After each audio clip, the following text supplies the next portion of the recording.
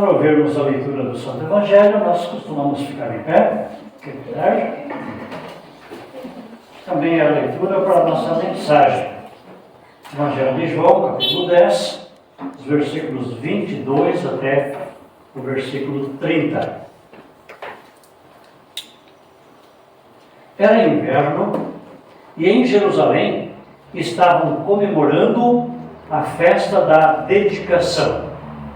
Jesus estava andando pelo pátio do templo, perto da entrada chamada Alpendre de Salomão. Então o povo se ajuntou em volta dele e perguntou: até quando você vai nos deixar na dúvida?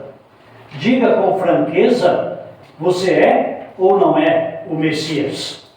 Jesus respondeu: eu já disse, mas vocês não acreditaram.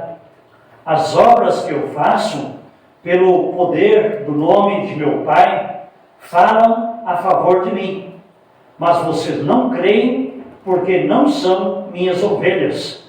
As minhas ovelhas escutam a minha voz. Eu as conheço e elas me seguem, e eu lhes dou a vida eterna. E por isso elas nunca morreram. Ninguém poderá arrancá-las da minha mão.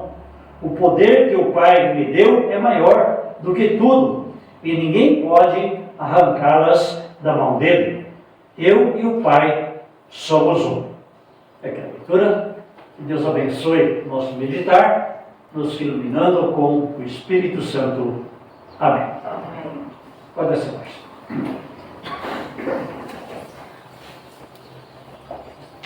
Certamente você já ouviu essa pergunta. Alguém perguntou para vocês, ou nós mesmos perguntamos para alguém: quem é você? Como é o teu nome? O que você faz da vida? Qual é a tua profissão? E assim por diante. As pessoas aqui na nossa leitura, se bem que eles poderiam saber, ou até sabiam, mas perguntam para Jesus e querem ouvir da boca dele a confissão de que ele é o Filho de Deus, ele é o Messias, para poder dizer: você está blasfemando, nós vamos te apedrejar. É uma pergunta capciosa, mas eles fazem esta pergunta para Jesus: quem é você? Afinal, alivia aqui a nossa preocupação, nossa mente está embolada. Não sabemos direito quem é você. Diga claramente quem você é. Esta é a pergunta que eles trazem para Jesus, esta é a preocupação que apresentam para Jesus com aquela intenção de incriminá-lo. Isso aconteceu no inverno, diz aqui a nossa leitura, mais ou menos meados de dezembro, 14, 15, perto do nosso Natal hoje, né? Era frio naquela época lá. E era também a festa da dedicação. Essa festa, naquela ocasião, é importante. Até hoje, os judeus a comemoram. É a festa em que eles lembram aquele tempo em que o templo foi rededicado, digamos assim, reconsagrado, melhor, ao Senhor. Porque lá, um pouquinho antes do ano 164 a.C., o rei sírio, de nome Antíoco Epífanes, ele tinha tomado Jerusalém e entrou no templo com seus ídolos e adorou esses ídolos no templo do Senhor, profanando assim grandemente o templo do Senhor. Isso aconteceu durante alguns anos.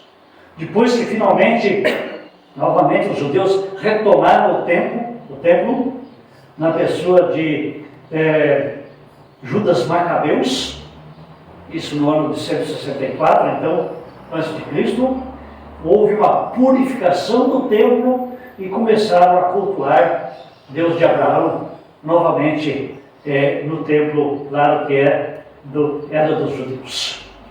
Enfim, esse dia ficou marcado, meados de dezembro, como o dia da dedicação novamente ao Senhor, o templo do Senhor. Uma grande festa que durava 8 dias, acendiam luzes, não só no templo, mas também nas casas, e tinha um momento de grande alegria, né? De iluminação, luzes que eram acendidas lá. O povo estava alegre, o povo fazia festa por causa desta reconsagração do templo, e provavelmente eles cantavam o Salmo 30, especialmente destacando aqui o versículo 11, que diz: Tu mudaste o meu choro em dança alegre. O povo de Israel tinha os salmos como hinos, e em momentos especiais eles cantavam estes salmos. Certamente esse salmo também era entoado nesta ocasião. Deus transforma o choro do seu povo em uma dança alegre. E Jesus está ali, novamente, nesta área, digamos assim, nesta galeria com torres que eram construídas, ou que foram construídas, pelo menos uma ou mais dessas torres foram construídas lá por Salomão. O templo tinha sido destruído, tinha sido reconstruído, mas algumas torres ficaram, algumas pilastras, né, ficaram lá erguidas e foram usadas ou reusadas para a construção desta galeria ao lado do templo, lado oriental do templo, e ali era um lugar espaçoso, onde as pessoas ficavam por ali, faziam até reuniões, debates, estudos, ensinos para os discípulos. Enfim, Jesus estava caminhando nesse pórtico, ou alpendre de Salomão. Os discípulos, pelo menos aqui não é dito, ou não conseguimos verificar, se os discípulos estavam com Jesus nesta ocasião. É bem provável que não, que ele estivesse sozinho. E sozinho com o povo, diz aqui a nossa leitura, o versículo 24, mas em outra tradução e também no grego, vai aparecer a palavra judeus. Eram os judeus que estavam lá, caminhando também naquela galeria, e Jesus provavelmente sozinho, caminhando ali no meio dos inimigos.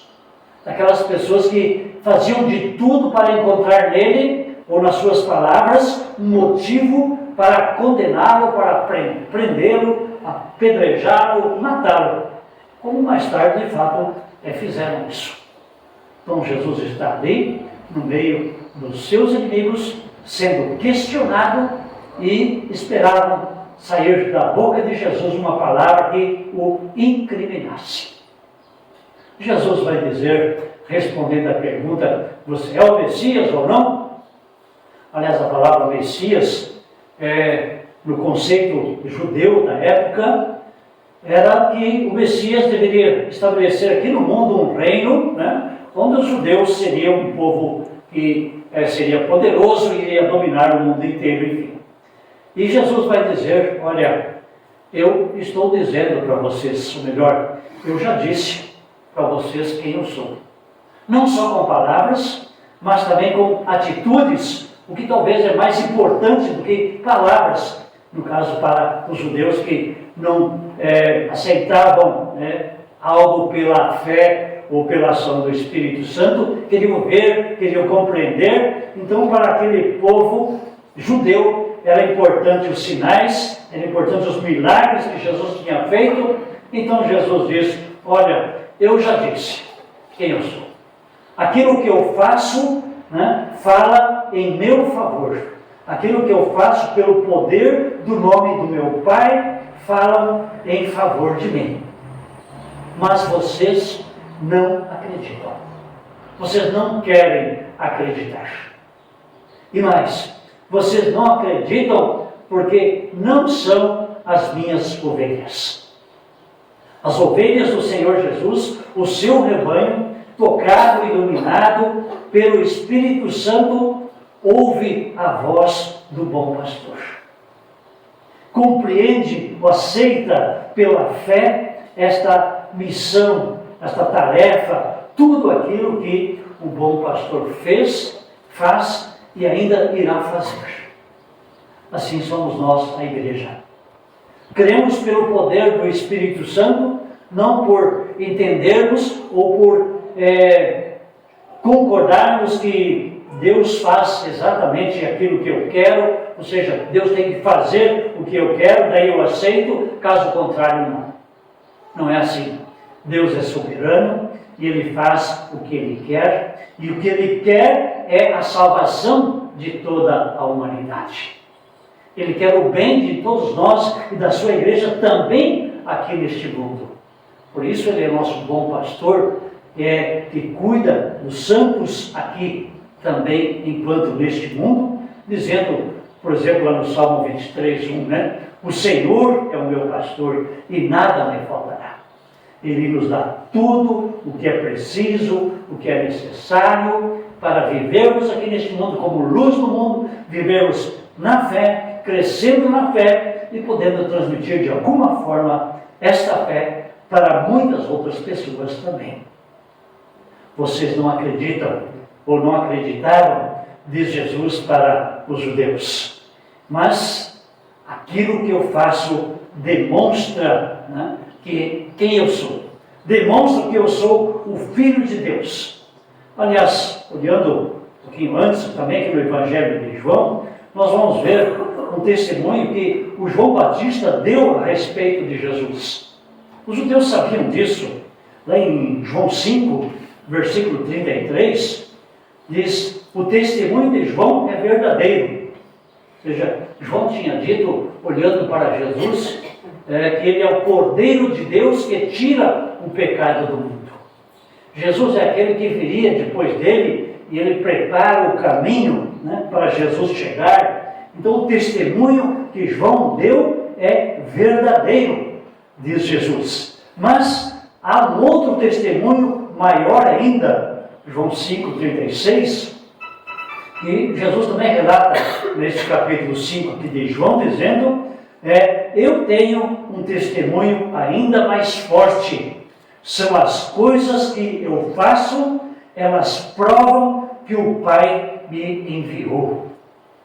As coisas que Jesus faz provam que Jesus foi enviado por Deus, aquele prometido lá no Antigo Testamento, que viria para derrotar o inimigo, esmagando a cabeça da serpente, e enfim, trazendo para si agora um povo renascido, um povo santo, um povo perdoado, um povo que se arrepende, que muda de vida, que vive conforme Deus quer, e um povo que acredita de fato e de verdade em Jesus.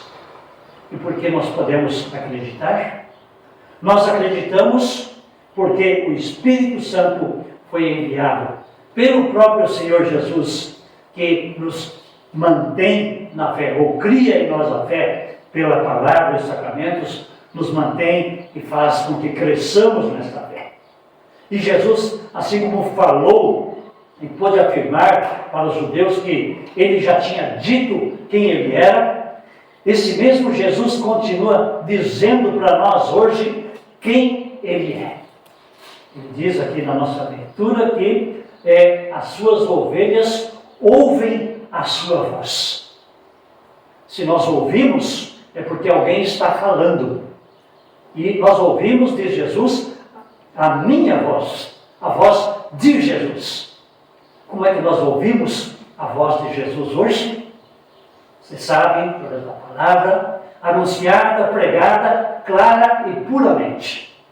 Temos que reforçar isso. E temos que falar isso sempre de novo. Porque o mundo está cheio de vozes que tentam enganar, que tentam embotar a mente das pessoas. Pessoas que apenas leem por alto algumas passagens da Escritura, já se julgam no direito de pegar e sair falando sobre esta palavra para muita gente. Falam coisas erradas, com certeza. Iludem as pessoas com um reino de Deus aqui neste mundo, com bem-estar para o povo de Deus apenas neste mundo. Como, aliás, queriam os judeus, né? Um Messias que estabelecesse aqui um reino. E hoje nós temos a tal da teologia da glória. Aqueles grupos de pessoas que se reúnem e querem curas, querem saúde, querem bem-estar, querem tudo aqui neste mundo. E nós não gostamos de ouvir, de falar na necessidade do reconhecimento dos nossos pecados. Nós não gostamos de ouvir falar que é preciso se arrepender. Aliás, eu sou bom, né? Eu não faço coisa errada, então eu não preciso me arrepender. Nós não gostamos de ouvir falar sobre pecado e arrependimento. Nós gostamos sim de ouvir falar, olha, eu sou bom e Deus me agracia, Deus me abençoa. Não gostamos de ouvir falar que eu preciso de um Salvador, que é o Salvador Jesus. Assim somos nós também, como judeus, como qualquer pessoa no mundo inteiro, em qualquer ocasião, em qualquer tempo. Não somos diferentes. Os judeus que lá estavam falando com Jesus eram pessoas que tinham um coração endurecido, a mente dura e, enfim, não queriam aceitar pela fé aquilo que Jesus fazia ou ensinava. Não é diferente hoje. Então, para que haja reconhecimento verdadeiro das nossas faltas, arrependimento e uma busca real pelo Salvador Jesus e uma mudança de vida, é preciso ouvir a voz do Senhor Jesus anunciada clara e puramente. Somente essa verdade, que é a voz do Senhor Jesus, ou a sua palavra, somente esta verdade liberta de fato e de verdade. Conhecereis a verdade. Um versículo que ficou muito conhecido aí em nosso país, né? Através da política. Conhecereis a verdade e a verdade vos libertará.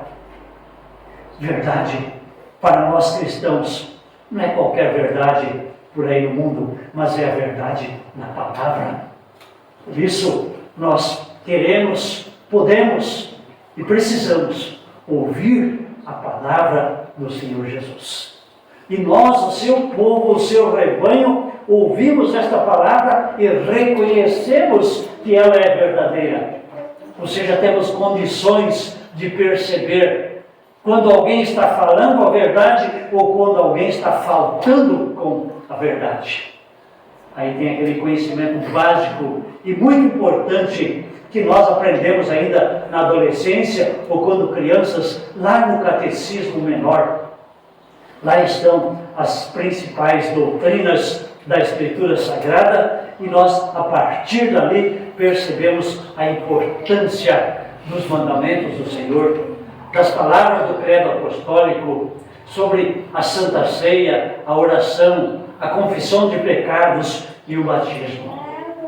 A partir daí, nós também temos este conhecimento básico, como disse, das verdades, e o mundo, então, com as suas artimanhas, não irão nos afastar deste caminho da verdade. A palavra que o mundo nos traz não irá fazer com que percamos a fé, pelo contrário, nós podemos usar a palavra como uma armadura de Deus, não só para nos defendermos, mas também para anunciarmos esta verdade para muita gente. Jesus vai dizer: as minhas ovelhas ouvem a minha voz, as minhas ovelhas me obedecem, as minhas ovelhas me seguem, e eu e o Pai somos um, e nós trabalhamos de comum acordo, em união, e as ovelhas do bom pastor Jesus, que é a igreja, não será arrebatada das mãos do Senhor Jesus. Ou seja, ninguém pode nos separar do amor de Deus demonstrado em Cristo Jesus. Vivemos num mundo onde somos tentados, o diabo, o próprio mundo e a nossa carne. Vivemos num mundo onde somos colocados para sermos luz aqui no mundo.